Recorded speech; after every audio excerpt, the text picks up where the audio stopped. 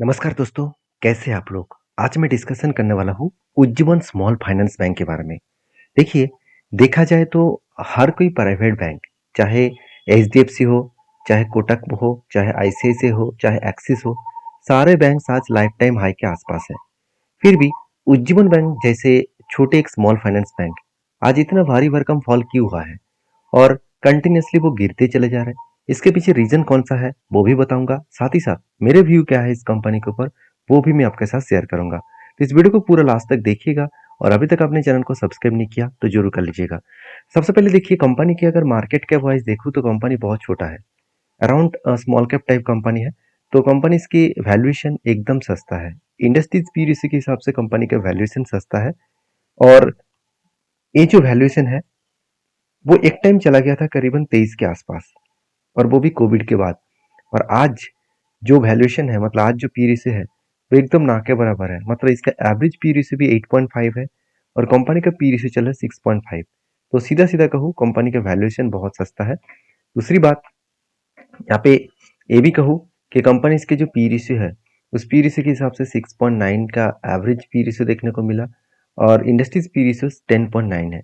मतलब industries P ratio से भी खुद के वैल्यूएशन कम है और कंपनी खुद के पीरियड के हिसाब से भी वैल्यूएशन कम है। तो यहाँ पे सीधा सीधा कहूँ, कंपनी के ऊपर एक अच्छा खासा यहाँ पे सिचुएशन बनता हुआ देखने को मिले।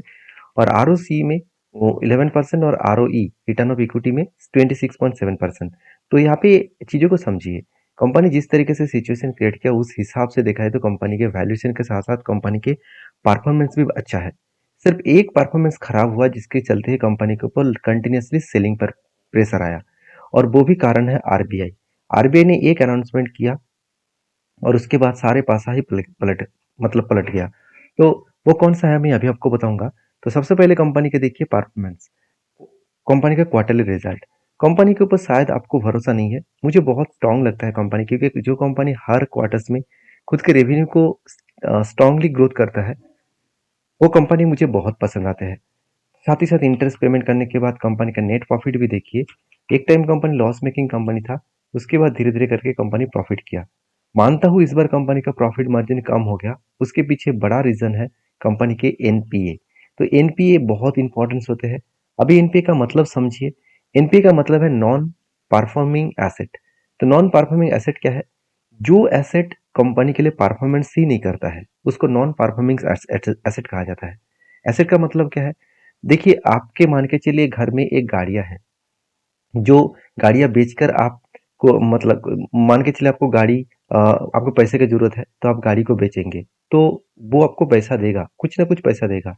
तो वो आपके लिए एसेट है।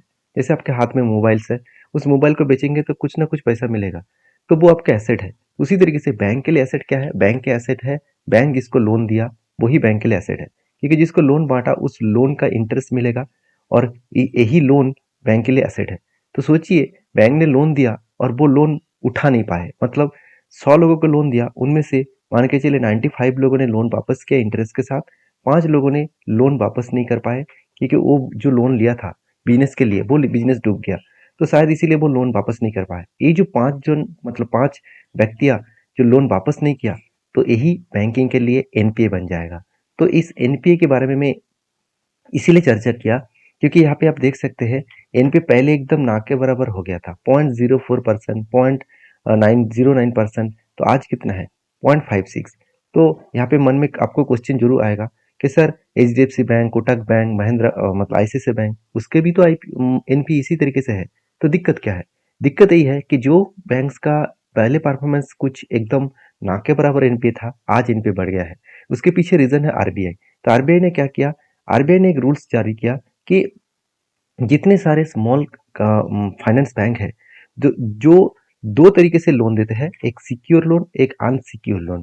तो सिक्योर लोन का मतलब है कोई ना कोई एसेट गिरवी रखकर, मान के चलिए आपने बैंक से लोन लिया, आपको बोला गया कि आपका ज्वेलरी, आपके प्रॉपर्टीज गिरवी रखकर आपको लोन लेना पड़ेगा, उसको कहा जाता है सिक्योर लोन। और अनसिक्योर लोन मतलब आपके कोई डॉक्यूमेंट्स ना लेकर, कोई भी प्रॉपर्टीज ना ले, मतलब जमा ना रखकर आपको लोन देता है, उसको कहा जाता है अनसिक्योर लोन। तो जितने सारे स्मॉल फाइनेंस बैंक है तो वो अनसिक्योर लोन ज्यादा देते थे, और आरबीआई ने इस अनसिक्योर लोन को बंद करने का फैसला लिया। इसी कारण की वजह से कंपनी के ऊपर प्रेशर आया था। बाकी देखिए कंपनी के मतलब साल भर के डेटा देखूँ तो कंपनी के सेल्स तो बढ़े मगर प्रॉफिट में, मार्जिन में यहाँ पे दिक्कत आया। और कंपनी के इन्वेस्टर भी देखिए, यहाँ पे देखिए पूरा का पूरा प्रोमोटर बेचा, कोई बात नहीं, उसके फायदा इंस्टीट्यूशन ने कुछ ना कुछ उठाया, क्योंकि एफएस के पास 2% होल्डिंग था, वो आज 17% है। डीएस के पास 7-8% था, आज 6% है। मतलब एफएस ने दबाकर माल उठाया है। तो कंपनीज के सारे पॉइंट ऑफ व्यू से मुझे पॉजिटिव लगा।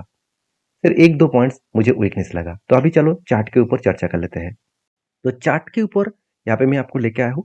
अभी चार्ट के ऊपर जो टेक्निकली चार्ट पैटर्न में यूज करता हूँ वो ध्यान से देखना, क्योंकि देखिए यहाँ पे मैंने क्या किया, इंडिकेटर में गया और यहाँ पे इंडिकेटर में जाकर मैंने क्या किया, आप देख सकते हैं इंडिकेटर में गया, उसके बाद यहाँ पे मैंने सर्च किया 52 का लो हाई, मतलब 52 का हाई लो, इस स्ट्रेटेजीज को मैंने ऐड किया और इस स्ट्रेटेजीज को मैं बहुत बार यूज किया हूँ, मैं आपको ये भी समझा चुका हूँ। यहाँ पे देखिए रूल्स क्या है, जब भी 52 हाई को टच करने के बाद शेयर डायरेक्टली 52 लो को टच करता है तो उस सिचुएशन में मैं पॉजिटिव डिसीजन लेता हूँ। देखिए पॉजिटिव डिसीजन लेना हर किसी के अलग अलग राय होता है, मैं आपको ये नहीं कहूँगा कि आप जाकर कल ही ट्रेड करिए, ऐसे बिल्कुल नहीं, क्योंकि पैसा आपका है, सोच समझ कर काम करना। तो मैं आपको सारी चीज़ सिखाने के लिए वीडियोस बना रहा हूँ, मेरा कोई मकसद नहीं है कि आपको बाय सेल करा पाऊँ, क्योंकि मेरा कोई भी पेड वर्जन नहीं है और ना ही कोई आपसे कोई 1 रुपया भी चार्जेस ले रहा हूँ। तो मेरा मकसद यही है कि मैं आपको मेरा इतने साल का एक्सपीरियंस आपके साथ शेयर कर पाऊँ और उस एक्सपीरियंस को देखकर आप भी कुछ सीख पाएँ। अगर आपको वीडियो अच्छा लगे तो प्लीज़ लाइक ज़रूर कर देना, यही मेरा मतलब थीम है। तो देखिए यहाँ पे कंटिन्यूअसली सेलिंग होने के बाद फाइनली यहाँ पे टच किया और उसके बाद देखिए अगर और भी करेक्शन के बारे में बात करूँ, जहाँ से टच किया उसके बाद कंपनी ने और भी 20% करेक्शन किया। मतलब मैं वेट करूंगा यहाँ से, अगर 30% करेक्शन हो तो और भी कुछ क्वांटिटी को यहाँ पे पॉजिटिवली एवरेज जरूर करूंगा, क्योंकि मैं जब भी इस तरीके से स्ट्रेटेजीज को फॉलो करता हूँ तो मैं फर्स्ट जहाँ पे पोजीशन बनता है वहां से मैं 30% करेक्शन के बाद और एक डिसीजन लेता हूँ। तो 30% क्यों, क्योंकि देखिए जो लार्ज कैप टाइप कंपनी है उसके ऊपर 20% का करेक्शन के बाद मैं डिसीजन लेता हूँ और जो स्मॉल कैप मिड कैप है उसके ऊपर 30% करेक्शन के बाद में डिसीजन लेता हूँ। ये मेरा रूल्स है, इस रूल्स को मैं फॉलो करता हूँ। तो यहाँ पे मेरा मतलब फाइनली एग्जिट पॉइंट कहाँ पे बनेगा, जब शेयर ऊपर जाकर इस 52 हाई को टच करेगा तब एग्जिट पॉइंट बनेगा। तो क्या पहले भी इस तरीके से बने थे, तो चलो एक बार मैं आपको बैक टेस्टिंग करके दिखा देता हूँ। देखिए यहाँ पे भी बने थे, किस किस तरीके से बने ध्यान से देखना। फर्स्ट जब यहाँ पे सिचुएशन क्रिएट हुआ कुछ इस लेवल में, इस लेवल में जब फर्स्ट सिचुएशन क्रिएट हुआ तो वहां से अगर मैं टोटल फिगर आउट देखूँ तो मुझे कुछ खास ग्रोथ नहीं मिला, मतलब कुछ मतलब फायदा भी नहीं मिला, कुछ लॉसेस भी नहीं हुआ, कोई बात नहीं। अगर दूसरा पॉइंट ऑफ व्यू से देखूँ, यहाँ से क्या 30% करेक्शन हुआ था, तो 30% करेक्शन ऑलमोस्ट ऑलमोस्ट 30% करेक्शन इस जगह पे हो गया था, तो इस जगह पे 30% करेक्शन हो गया था।